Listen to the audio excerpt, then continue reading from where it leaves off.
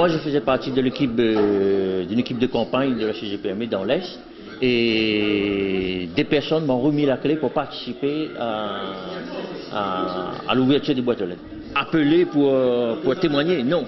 De mon propre initiative, je dénonce aujourd'hui une tricherie. Très concrètement, c'était les clés qui vous étaient remises, on vous l'a réclamé de les jeter, c'est ça? De les jeter, pas plus tard que mardi, à 17h. Et donc ça s'est passé comment? À quel moment vous avez décidé de rejoindre la FEDAction? Ça s'est passé comment? C'est au moment que on m'a remis les clés. On m'a remis les clés pour partir récupérer le matériel de vote dans les boîtes aux lettres.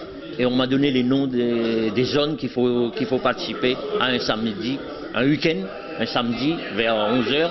Et parce que c'est un week-end en zone industrielle le samedi. Donc vers 11h, il n'y a plus personne. On peut commencer à travailler jusqu'à dimanche et lundi. C'est pas un candidat de la CGPME, mais c'est une personne du staff, c'est ça? C'est des personnes qui encadrent, qui faisaient partie de l'équipe de la campagne. Il était présent là devant vous ce matin pour lui-même raconter l'histoire avec les clés en notre possession. Donc c'est des faits réels, c'est des faits effectivement vérifiés et véridiques. Donc nous avons fait un recours en ce sens pour dénoncer ces faits. Pourquoi? On n'a pas fait un recours de le seul but de dire que c'est le plaisir de faire un recours. On a fait un recours pour démontrer A plus B que là où tout le monde pouvait prétendre que la FEDAction pourrait être derrière quelconque fraude, ou la FEDAction pourrait être effectivement considérée comme une équipe de voyous, mais que les voyous ne sont pas chez nous mais sont à la CGPME.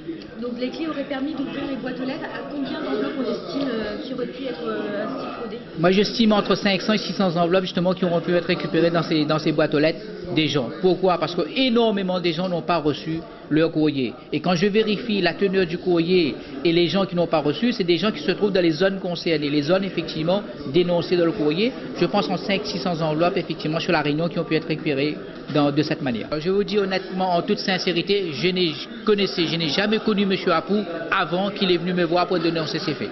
Je n'ai jamais connu cette personne-là, j'ai appris à le connaître et c'est quelqu'un effectivement que j'ai compris qu'il était aujourd'hui pris entre deux feux en ce qu'on lui demandait sa conscience et qu'il ne voulait pas le faire, donc il est venu dénoncer. Je ne le connaissais pas avant du tout.